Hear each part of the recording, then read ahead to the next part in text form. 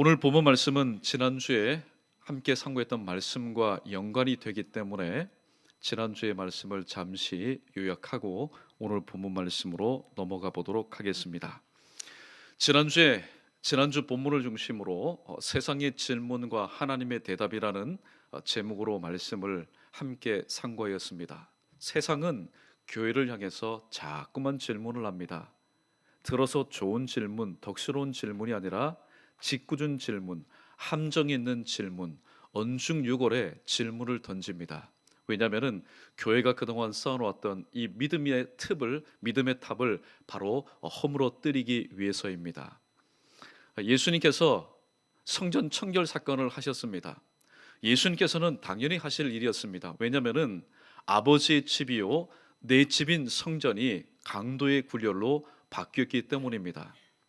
그러나 그 당시의 모든 기득권은 바로 사내들인 공유에 있었습니다. 그리고 그것을 허가하는 사람들이 대제사장들이요 바로 서기관들과 바리새인들이었습니다. 쉽게 말하면 예수님께서는 옳으신 일을 하였습니다. 만약에 하나님이신 예수님께서 그 당시에 성전 청결 사건을 주도적으로 하지 않았다면 누가 하나님의 성전을 깨끗하게 하였겠습니까? 예수님께서는 바른 일을 하셨고 옳은 일을 하셨습니다. 그러나 당시에 이 모든 것을 사내들인 공회가 잡고 있었기 때문에 예수님의 성전 청결 사건과 및 오늘 본문 말씀 가운데 주님께서 말씀을 통하여서 가르치는 이 모든 행위는 불법 행위로 간주가 되었던 것입니다. 예수님은 사내들인 공회의 멤버도 아닙니다. 저 시골 나사렛 목수의 아들이었고 저 변방에서 지냈던 33살의 그저 젊은 청년에 불과하지 않았습니다. 이들이 볼 때에. 그런데 그러한 청년이 감히 성전에 들어와서 자기들도 손대지 못했던 영역에 대해서 손을 대었으며 또 들어와서 아무런 허가 없이 불법으로 하나님의 말씀을 가르치니 이 대제사장들과 서기관들과 그리고 백성의 장로들의 마음이 심기가 불편할 수밖에 없었다라는 사실입니다. 그래서 잘됐다. 이참에 우리의 이 권위를, 우리의 기득권을 허물려고 하는 저 나사렛 예수라는 청년을 우리가 이런 질문을 통해서 한번 우리가 무너뜨리자. 더 이상 하나님의 말씀을 증가하지 못하게 하자. 그런 속내를 품고 던진 질문이 무엇이었습니까? 바로 첫 번째는 무슨 권세로 지금 이런 일을 행하느냐, 그리고 그 권세를 누가 주었느냐. 이 예수님은 지혜롭게 대처하기 위해서 한 가지 역질문을 하십니다. 거꾸로 이들에게 질문을 하시는데 요한의 세례가 어디로 왔느냐, 하늘로서냐 아니면은 사람에게로서냐. 이제 대제사장들과 백성의 장로들 또 사내들인 공회 회원들이 모여서 머리를 굴리기 시작합니다. 분명히 이 나사렛 청년 예수라는 청년이 이렇게 역질문했을 때는 분명히 무엇인가가 있을 텐데 그들이 생각을 합니다. 보십시오. 하늘로서 왔다 하면은 예수님께서 이렇게 반문할 겁니다. 하늘로서 온 사람이라면 왜 그의 말을 믿지 않느냐. 세례 요한은 예수님을 예표하는 그림자였습니다. 그러므로 세례 요한을 믿지 않는 것은 곧 예수 그리스도를 믿지 않는 것이니 너희가 하늘로서 왔다고 대답하였구나. 잘하였다.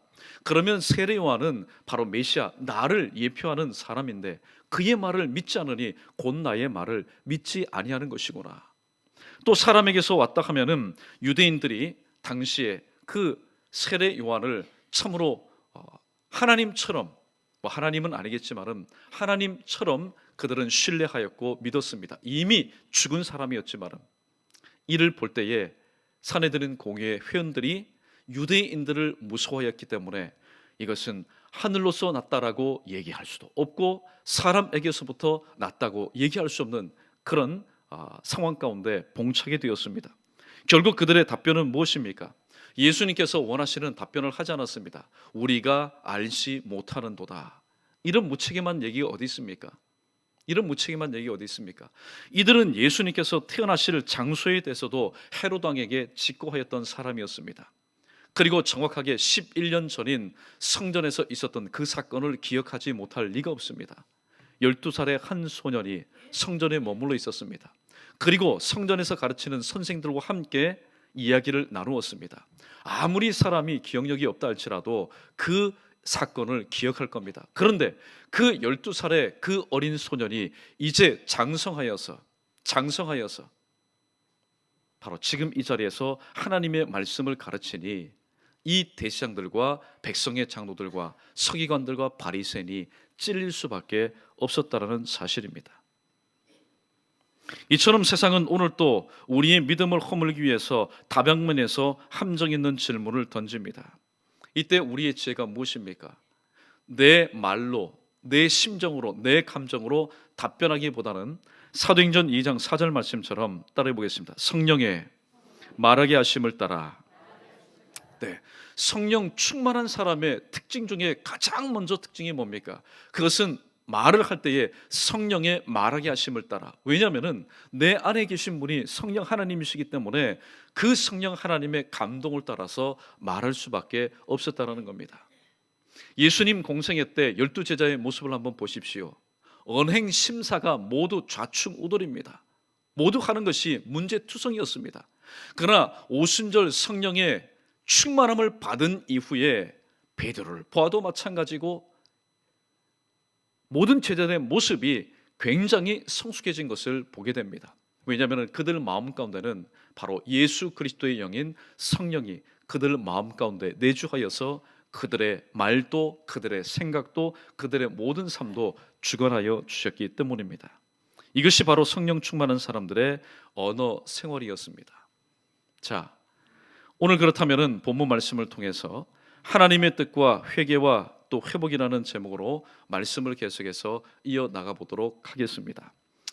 예수님의 질문의 의도를 전혀 알지 못하고 여전히 꽁하고 있었던 이들에게 예수님은 한 가지 비유를 말씀하고 있습니다. 우리 28절 말씀 함께 있습니다. 시작.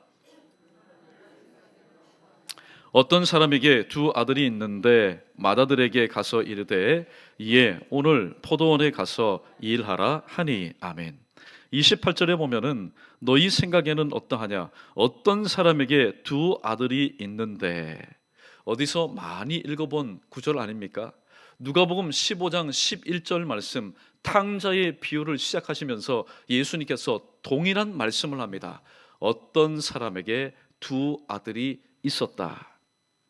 본 비유는 누가복음 15장 탕자의 비유를 간단 명료하게 요약한 말씀이라고 소개할 수 있습니다. 한 아버지에게 두 아들이 있었습니다. 오늘 우리가 읽었던 말씀처럼 맏아들은 예스맨입니다. 아버지의 어떤 말이라도 그 아버지 면전 앞에서는 한 번도 아니오라고 말한 적이 없는 바로 아들이었습니다. 그런데 실생활은 전혀 달랐습니다. 아버지 면전에서는 예, 제가 그렇게 하겠습니다. 그러나 돌아간 삶의 현장에서는, 뒷전에서는 전혀 아버지의 뜻대로 말씀대로 순종하지 않은 불순종의 아들이었습니다. 그러나 둘째 아들을 보십시오. 둘째 아들은 가기 싫소이다. 아버지 앞에서는 싫다, 노맨입니다. 하기 싫다는 겁니다. 그러나 돌아간 포도원에서, 삶의 현장에서 곰곰이 생각해 보니까 아버지가 왜 나를 이곳으로 보내었을까? 아버지가 왜 나에게 포도원으로 가라고 말씀하셨을까? 곰곰이 생각해 보니까 뉘우치게 되었던 것입니다. 그리고 회개하고 순종을 하였다. 이것이 오늘 예수님의 말씀인데, 오늘 맏아들은 누구이고 둘째 아들은 누구이겠습니까? 계속해서 말씀을 이어나갑니다. 자, 이를 참고하기 위해서 우리 누가복음 15장에 등장하는 아들들을 한번 살펴보도록 하겠습니다. 누가복음 15장 29절에 보면은 맏아들이 아버지에게 이렇게 섭섭한 속내를 드러냅니다. 내가 여러 해 동안 아버지를 섬겨 명을 어김이 없거늘. 이 아들 지금 거짓말하는 것 아닙니다. 참말입니다. 아버지가 이 아들에게 어떠한 말을 하였든지 간에 한 번도 명을 어긴 적이 없이 섬겼던 아들이었습니다.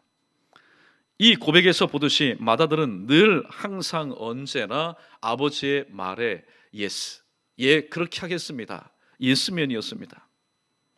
그러나 아버지의 뜻, 아버지의 그 속뜻을 알지 못하는 아들이기도 하였습니다. 돌아온 동생, 죽었다가 살아났으며 잃었다가 다시 얻은 아들로 여겨서 아버지가 그토록 기뻐하신다면, 그래서 그 기쁨을 동네 온 사람들과 식구들과 함께 나누기를 원하신다면, 맏아들은 지금 자신의 감정과 자신의 생각에 따라서 행동할 것이 아닙니다. 동생이 나간 뒤에 아버지 얼굴에서 웃는 모습을 한 번도 본 적이 없습니다. 그런데 어느 날 밭에 나가서 열심히 일하고 돌아왔는데 지금껏 한 번도, 동생이 나간 뒤에 한 번도 듣지도 못했던 이런 풍악 소리가 들리니 맏아들이 깜짝 놀랍니다. 하인에게 물어봅니다. 이 도대체 무슨 일인 연고냐? 당신의 아들이 돌아와서 당신의 아버지가 기뻐서 지금 잔치를 벌이고 있는 중 아닙니까? 아버지가 기뻐하신다면 웃음도 잃어버렸습니다. 기쁨도 잃어버렸습니다. 얼굴에 환한 얼굴도 잃어버린 그 아버지가 동생이 돌아온 연고로 인해서 그렇게 기뻐하시고 그렇게 즐거워하신다면은, 그리고 그 잔치를 통해서 많은 사람들 초청했지만은 마지가 꼭 들어와서 함께 내 좌우에서 이 잔치를 즐겼으면 좋겠다, 이것이 아버지의 뜻임을 깨달았다면은 사실 이 맏아들 왜 감정이 없겠습니까? 사실 아버지에 대해서도 섭섭한 거고 또 동생에게 대해서도 섭섭한 마음이 있습니다. 이놈 봐라, 감히 아버지가 돌아가시기도 않았는데 나도 지금 아버지에게 물려받지 않은 그 재물의 3분의 1을 뚝 떼어서 지금 하인의 소리를 들어보니 다 탕진하고 돌아온 이 둘째 아들입니다. 여러분, 속에서 부글부글 끓어오르지 않겠습니까? 속에서 부글부글 끓어오를 겁니다. 감정이 지금 북받쳐 오를 겁니다. 당장이라도 보면은 멱살을 잡고 싶을 겁니다. 동생에게 뿐만이 아닙니다. 아버지에 대해서도 섭섭한 마음이 많은 겁니다. 아버지의 것을 가지고 가서 먼데 가가지고 저 창기들과 함께 다 탕진해서 돌아온 이 아들을 위해서는 성경에 보시면은 살찐 송아지, 가장 좋은 것을 가지고 잔치를 벌이면서 평상시에 아버지의 말씀에 한 번도 명을 어기지 않았던 착한 아들인 내 자신을 위해서는 염소 새끼라도 주어서 친구들과 함께 먹을 수 있도록 한 번도 기회를 주지 않는 그 아버지가 얼마나 지금 원망스럽고 그 아버지가 얼마나 여러분 싫겠습니까? 그럼에도 불구하고 이게 바로 하나님의 말씀의 가르침입니다. 그럼에도 불구하고 아버지가 그렇게 기뻐하시니, 그렇게 하는 것이 아버지의 뜻이니 내 감정과 내 생각을 일단은 접어두고 그 잔치 석상에 들어가서 일단은 아버지의 기쁨이 되는 것이, 그것이 아버지의 뜻을 이루는 순종하는 아들의 모습인 것을 우리는 알고 있습니다. 그런데 결국은 어떡합니까? 아버지는요, 둘째 아들도 마찬가지고 맏아들도 마찬가지고 차별한 적이 없습니다. 둘째 아들이 몰골이 거지가 되어서 만신창이가 되어서 들어오지 못하고 헤맬 때에 아버지는 달려갔습니다. 그리고 맞이가 들어왔을 때도 마찬가지입니다. 분명히 맞이 소리가 들리는 것 같은데 하인과 신랑이가 버립니다. 자, 빨리 도련님, 빨리 들어가십시오. 야 이놈아, 너 같으면 들어가겠느냐? 그때 아버지가 또 잔치 윗석상에서 친히 내려와서 이 맏아들이 있는 아래로 내려왔습니다. 그리고 자, 나와 함께 들어가자.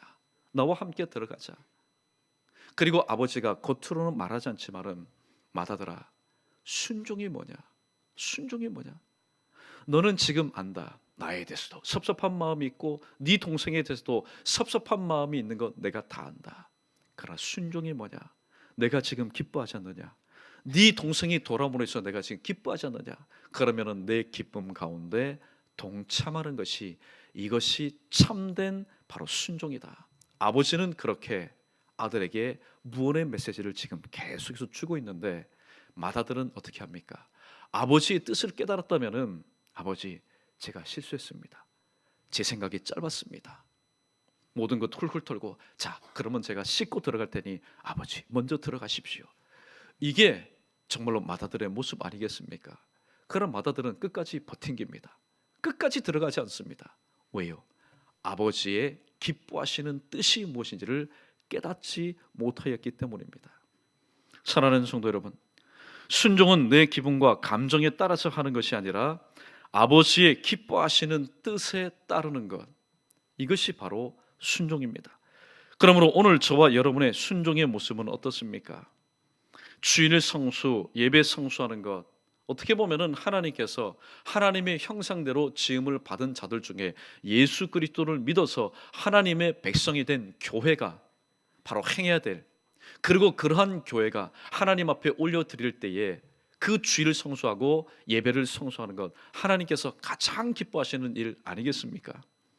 그런데 때로는 내 감정, 기분 혹은 주변 상황과 상황에 따라서 하나님 예배함과 주일을 성수하는데 매우 변덕이 심한 것이 또 오늘 우리의 모습입니다. 날씨에 따라서도 많이 좌지우지가 됩니다. 사람들이 찾아올 때도 마찬가지입니다. 심할 경우에는 내가 기준이 되어서 건너뛰기도 합니다. 그러나 주님은 말씀합니다.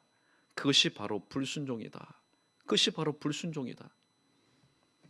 순종의 삶은 이해가 되지 않아도, 수긍이 되지 않아도 하나님이 기뻐하시는 기준에 따라서 사는 것, 이게 바로 성경이 말씀하는 순종입니다. 자, 그러면은 둘째 아들로 넘어가 봅니다. 누가복음 15장 21절에 보면은 이 둘째 아들이요 당돌합니다. 가만히 보면은 대부분 보면은 장남들은 말이 없습니다. 그래 보면은 순종합니다. 근데 둘째는 뭡니까? 이 도전의식이 있습니다. 뭔가를 내가 한번 가서 직접 봐야 되고, 뭔가를 내가 직접 먹어봐야 되고, 직접 행해야 되는 그런 도전의식이 있었던 이 둘째 아들이 어느 날 아버지에게 와서 이런 말을 합니다. 아버지여, 재산 중에 내게 돌아올 분깃을 내게 주십시오. 맡겨놨습니까? 지 겁니까? 그런데도 당당하게 지금 아버지에게 따지듯이 말하고 있습니다. 둘째 아들은 결국 큰 재산을 모아가지고 먼 곳에 가서 허랑방탕하게 살다가 말 그대로 다 탕진해버렸습니다. 철이 없어 아버지의 뜻이 무엇인지 알지 못했던 바로 영고였습니다. 이때 어떠한 사건이 둘째 아들의 삶 가운데 찾아왔습니까? 첫 번째 보니까 다 탕진해버렸습니다. 그리고 큰 흉년마저 다가왔습니다. 엎친 데 겹친 격이었습니다. 결국 이 둘째 아들의 삶의 주거지는 대접받으면서 또 호화찬란하게 먹고 마시는 연회장이 아니라 인권이 전혀 보장되지 않는, 사람의 권리가 전혀 보장되지 않는 돼지우리 안에서 살게 되었습니다. 그런데 놀라운 사실은요, 이게 또 은혜인 것 같습니다. 그렇다고 해서 굳이 그런 장소에서 하나님의 은혜를 깨닫지는 마십시오. 만약에 이 둘째 아들이 허랑방탕하게 사는 그런 연회장이나 대접받으며 존경받는 자리에서 깨달음을 얻었다면 그 깨달음은 헛된 깨달음일 것입니다. 돼지우리 안에서 모든 것이 보장되지 않고, 심지어는 돼지가 먹는 쥐염 열매를 가지고 내 이 배를 채우고 하지만은 주는 사람이 없는, 정말로 눈물이 나고 가슴이 미어지는 그곳에서 이 둘째 아들은 깨닫게 되었습니다. 누가 생각났습니까? 하늘과 아버지가 생각났습니다. 그리고 그 아버지가 내가 가지고 나는 신나게, 나는 기뻐서 입이 째질 정도로 그렇게 기분 좋게 나왔지만은 그러한 나의 모습을 바라보면서 하염없이 가슴으로 눈물을 흘렸던 그 아버지가 생각났던 것입니다. 그리고 철저하게 회개합니다. 그 회개했다는 사실을 우리가 어떻게 알 수 있을까요? 나는 여기서 줄여 죽지만은 우리 아버지 집에는 풍족한 품꾼이 얼마나 많은고, 굉장히 대조적인 말입니다. 지금 둘째 아들은 사실 순종만 하였다면, 불순종하지 않았다면 이러한 삶 체험할 필요가 없습니다. 그런 고백하지 않아도 됩니다. 그러나 아버지의 말씀에 불순종한 연고로 인해서 나는 여기서 줄여 죽는구나. 그러나 평상시에는 비교도 되지 않았던 하인들 종의 모습을 보니까 그 종들이 오히려 부러운 겁니다. 우리 아버지의 집에는 풍족한, 여러분 종이 풍족하면은 얼마나 풍족하겠습니까? 그러나 그 종을 향해서 풍족한 종들이 얼마나 많은고 나는 여기서 줄여 죽는구나. 근데 사실 이것은 회개가 아닙니다. 이것은 그저 뉘우침일 뿐입니다. 이것은 후회일 뿐입니다. 그 다음의 말씀을 통해서 우리는 이 둘째 아들이 진심으로 회개했다는 사실을 깨닫게 됩니다. 무엇입니까? 더 이상 나는 아버지의 둘째 아들이 아니다. 내가 돌아갔을 때 아버지가 나를 품어주신다면 아버지, 나를 품꾼의 하나로 여겨주십시오. 나를 아버지가 부리는 종놈의 하나로 여겨주십시오. 혹시 여겨주신다면 저는 그것에 대해서 토를 달지 않고 저는 아버지의 말씀에, 아니요, 주인의 말씀에 순종하면서 저는 앞으로 남은 인생을 뉘우치면서 회개하면서 살렵니다. 바로 이 대목이 둘째 아들이 하나님과 아버지 앞에 회개한 내용이라는 사실입니다. 그리고 여러분, 돌아옵니다. 돌아올 때 어떤 역사가 일어납니까? 회개하고 돌아올 때에 회복되는 놀라운 역사가 일어났습니다. 이 회개한 뒤에, 그리고 회복된 뒤에 둘째 아들은 그 입지가 더욱더 확실해졌습니다. 여러분 보십시오. 처음에 불순종을 뛰어넘어 아버지의 가슴에 못을 박은 아들이었습니다. 그러나 돌아옴으로 인해서 아버지의 품에 안김으로 인해서, 그리고 아버지도 눈물 흘리고 아들도 눈물 흘리는 그 순간에 아버지의 박힌 그 못은 뼈어졌고 그 못자국은 눈물로 인해서 치유되는 놀라운 역사가 일어났던 것입니다. 다시 말씀드립니다. 순종은 나의 상황과 상관이 없이 아버지의 기뻐하시는 뜻에 따라서 사는 것, 이것이 성경이 오늘 또 저와 여러분, 우리에게 요구하는 순종입니다. 이런 순종을 하나님 앞에서 다시 한번 감당할 수 있는 저와 여러분, 우리 모두 되기를 주님의 이름으로 축원합니다. 데카르트의 3단 논법이라는 게 있습니다. 쉽습니다. 소크라테스는 사람이다. 사람은 죽는다. 고로 소크라테스도 죽는다. 오늘 이 3단 논법을 우리 인간에게 잠깐 적용해 가자면은 인간의 3단 논법이 성립이 됩니다. 인간은 연약한 존재다. 연약한 존재는 늘 실수한다. 그러므로 인간은 늘 실수한다는 그런 논리가 적용이 되어집니다.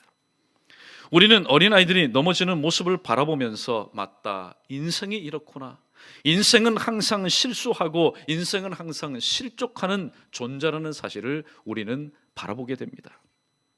근데 문제는요, 넘어지는 것, 실족하는 것, 실수하는 게 절대로 문제가 아닙니다. 중요한 건 뭡니까? 넘어지고 실족하고 실수한 이후에 나의 모습이 중요한 겁니다. 다시 말씀드립니다. 오늘 우리 인간은 다 하나님 앞에서 실수할 수 있고 실족할 수 있는 존재이기 때문에 내가 실수했다, 내가 실언했다, 내가 실패했다, 내가 실족했다, 문제가 아닙니다. 중요한 건 뭡니까? 그 이후에 내가 어떻게 대처하느냐, 이게 정말로 중요한 문제입니다.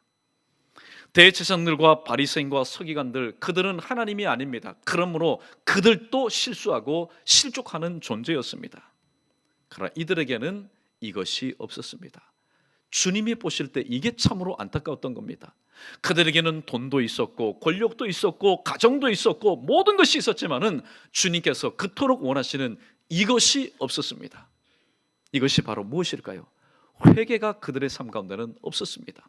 대표적으로 누가복음 18장 11절과 12절의 시상이 우리에게 주는 교훈이 있습니다. 하나님 앞에 그들이 기도합니다. 성전에서. 그러나 그들도 지난 6일 동안 삶 가운데서 살지 않았겠습니까? 6일 동안 살면서 완벽한 삶을 살지는 않았을 겁니다. 그렇다면 그들의 기도 내용에도 이 내용이 포함되어야 되는데, 회개의 내용은 눈을 닦고 쳐다보아도 단어도 보이지 않고 동사도 보이지 않습니다. 반면 죄인과 세리들은 더 많은 실수를 하였고 그들은 더욱더 실족하는 삶을 살았습니다. 그래서 실패하기도 더 많이 하였습니다. 그러나 그들에게는 돈도 없었고 집도 없었고 때로는 건강도 없었고 때로는 기득권도 없었지만은 그들에게 있는 것이 있었습니다. 그것은 바로 주님이 그토록 찾기를 원하는 것이었는데, 그들의 삶 가운데 기도에서는 바로 회개가 있었던 겁니다. 그래서 누가복음 18장 13절에 그 유명한 세리의 기도가 나오지 않습니까? 우리 크게 한번 내가 그렇게 기도한다는 심령으로 따라해보겠습니다. 하나님이여, 불쌍히 여기소서. 나는 죄인입니다. 예, 기도 내용 처음부터 마지막까지가 뭡니까? 회개로부터 시작해서 회개하고 회개로 마쳤던 것이 바로 죄인과 서기관들의 삶이었습니다. 자, 그렇다면은 회개하지 않는 것이 왜 불순종일까요? 회개하는 것이 왜 순종일까요? 성경을 근거로 해서 우리가 말씀을 찾아보겠습니다. 마태복음 4장 17절에서 예수님이 처음으로 외쳤던 설교의 내용이 있고 또 제목이 있습니다. 그게 바로 뭘까요? 따라 봅니다. 회개하라, 천국이 가까웠느니라. 예, 회개하라, 천국이 가까웠느니라. 오늘 이 말씀처럼 회개하는 것이 바로 하나님의 뜻대로 사는 것이기 때문입니다. 그러므로 예수님의 뜻대로 하는 것이 순종이요, 뜻대로 하지 않는 것은 불순종이었습니다. 예수님은 오늘 본문 31절에서 또 이렇게 질문을 하십니다. 31절 우리 계속해서 있습니다. 시작. 그 둘 중에 누가 아버지의 뜻대로 하였느냐? 이르되 둘째 아들이니이다.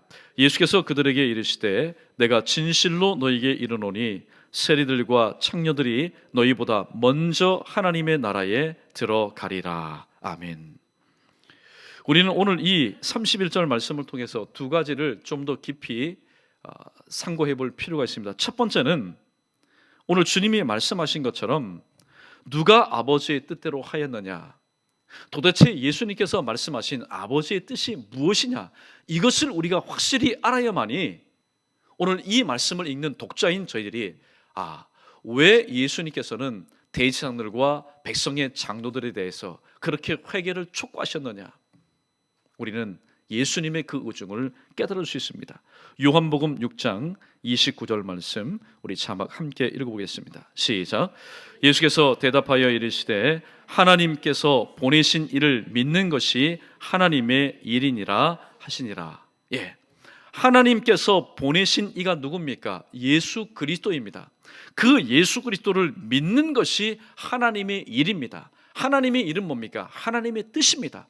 즉 우리 인생을 향한 하나님 아버지의 뜻은 바로 하나님께서 보내신 예수 그리스도를 나의 구주로 믿는다면 그 말씀에 순종하며 사는 것, 이것이 바로 하나님 아버지의 뜻이었습니다. 그러나 대제사장들과 바리새인과 서기관들, 소위 말해서 그 당시에 모든 기득권을 잡고 있었던 산헤드린 공의회 회원들의 모습은 어떠했습니까? 물론 그들 중에 몇몇은 두려워서 낮에 오지 못하고 밤에 찾아온 사람도 있습니다. 예수님의 장례를 위해서 무덤도 제공한 사람도 있지만은 거의 대부분의 사람은 예수님의 말씀을 믿지 못했습니다. 예수님의 말씀을 믿지 못했다는 것은 그 말씀을 하시는 예수님 자신을 신뢰하지 못하였다는 겁니다. 그러므로 하나님의 말씀에 불순종하는 삶을 살 수밖에 없었습니다. 오늘 이 말씀을 들을 때 정말로 양심이 살아있었던 대제사장들과 백성의 장로라면은 오늘 마음이 뜨끔했을 겁니다. 그 부분이 어떤 부분입니까? 31절 하반절, 세리들과 창녀들이 너희보다 먼저 하나님의 나라에 들어가리라. 하나님의 뜻대로 하지 않은 사람은 하나님께 불순종하는 사람입니다. 하나님께 불순종하는 사람은 이 자체가 출입이 금지가 됩니다. 무엇이 금지가 됩니까? 하나님 나라에 입성하는 것 자체가 바로 금지가 되었다는 겁니다. 반면에 죄인과 세리들 보십시오. 그들은 아쉬운 사람이었습니다. 그들은 떡 하나에도 그들은 배불러 하였던 사람이고 물 한 방울에도 그들은 시원함을 느꼈던 사람이었습니다.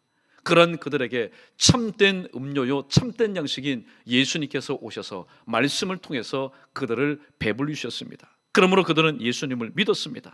하나님의 뜻에 순종하였습니다. 오늘 예수님이 말씀하신 것처럼 이들은 하나님 나라의 입성이 바로 허락된 사람들이었습니다. 자, 그렇다면은 오늘 마지막 이 질문이 참 애매모호한 질문입니다. 제가 다시 한번 읽어드립니다. 내가 진실로 너희에게 이르노니 세리들과 창녀들이 너희보다 먼저 하나님의 나라에 들어가리라.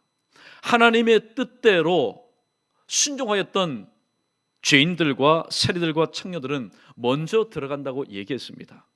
이 사실에 대해서는 우리가 궁금증을 가지지 않습니다. 그렇다면 이런 질문이 나옵니다. 그렇다면 먼저 들어갔으니까 오늘 대제사장들과 바리새인과 서기관들은 나중에도 들어갈 수 있겠느냐라는 이런 질문이 생깁니다. 그러나 오늘 이들이 나중에도 들어갈 수 있었을까요? 우리 마태복음 25장 10절 말씀을 통해서 이들이 과연 들어갈 수 있었는가? 우리가 한번 답을 찾아보도록 하겠습니다. 자막 함께 있습니다. 시작.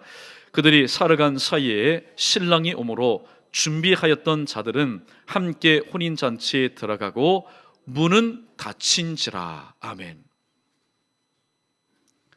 먼저 들어갔다고 해서 우리가 이렇게 마음의 안도에 한숨을 쉴 필요는 없습니다. 그래, 그들은 하나님의 말씀에 순종하였고 하나님의 뜻대로 살았으니까 먼저 들어갈 수 있겠지. 그래도 우리가 누구냐? 하나님을 섬기는 사람 아니냐? 하나님의 백성 아니냐? 그러므로 먼저는 들어가지 못했지만은 나중에는 들어갈 수 있지 않겠느냐? 여러분, 천만의 말씀입니다. 천만의 말씀입니다. 다시 한번 제가 읽어드리겠습니다. 마태복음 25장 10절 말씀. 그들이 살아간 사이에 신랑이 오므로 준비하였던 자들은 함께 혼인잔치에 들어가고, 먼저 들어간 겁니다. 그런데 이게 어찌된 일입니까? 나중에 들어가려고 하다 보니까 들어갈 수 있는 기회가 완전히 박탈되었습니다. 무엇이 닫혔기 때문에, 문이 닫혔기 때문입니다. 그러므로 오늘 31절에서 예수님께서 이들을 향해서 하신 말씀은 이들에게는 어떻게 보면은 저주의 메시지였습니다. 저주의 메시지였습니다. 왜냐하면 한 번 닫힌 문은 하나님께서 열어주시기 이전에는 영원히 열리지 않는 문이기 때문입니다. 노아 방주 시대도 마찬가지입니다. 먼저 들어갔습니다. 노아와 그의 8 식구가 먼저 들어갔습니다. 그리고 문이 닫혔습니다. 나중에 깨닫고 온 사람들 아무리 문을 두드려도, 손에 피투성이 되도록 두드려도 한 번 닫힌 문 열려지지 않았던 것입니다. 그럼에도 불구하고 오늘 예수님께서 이 바리새인과 서기관들과 대제사장들에게 이렇게 말씀하신 이유는 바로 여기 있습니다. 여러분, 사람이 사랑하지 않으면은 말하지 않습니다. 훈계하지도 않습니다. 책망하지도 않습니다. 사랑이 없으면은 관심을 갖지 않기 때문입니다. 그럼에도 불구하고 그는 듣기 싫어합니다. 또 잔소리 시작됐다. 또 시작이다. 그럼에도 불구하고 계속해서 얘기하는 것은 무엇 때문입니까? 그 사람을 사랑하기 때문입니다. 오늘 예수님의 이 사랑의 마음을 우리가 읽을 줄 알아야 됩니다. 31절 말씀을 통해서 예수님께서 하시고자 하시는 그 무언의 말씀이 뭡니까? 무언의 말씀이 뭡니까? 대제사장들과 바리새인과 서기관들아, 제발 나의 이 말을 듣고 너희도 세리와 죄인들과 창기들처럼 비록 뒤늦지만은 제발 깨달아라. 너희는 오늘 내가 말한 이 비유의 맏아들이다. 둘째 아들은 철이 없어서 지 마음대로 하다가 그래도 뒤늦게 깨닫고 회개하여 돌아오지 않았느냐? 내가 그것을 얼마나 지금 기뻐하는지 아느냐? 그러나 나의 기쁨은 지금 반쪽짜리 기쁨이다. 나의 기쁨이 온 기쁨이 되기 위해서는 너희 맏아들로 비유된 너희들이 회개하고 내 안으로 들어와야만이 내가 참된 기쁨을 누리지 않겠느냐?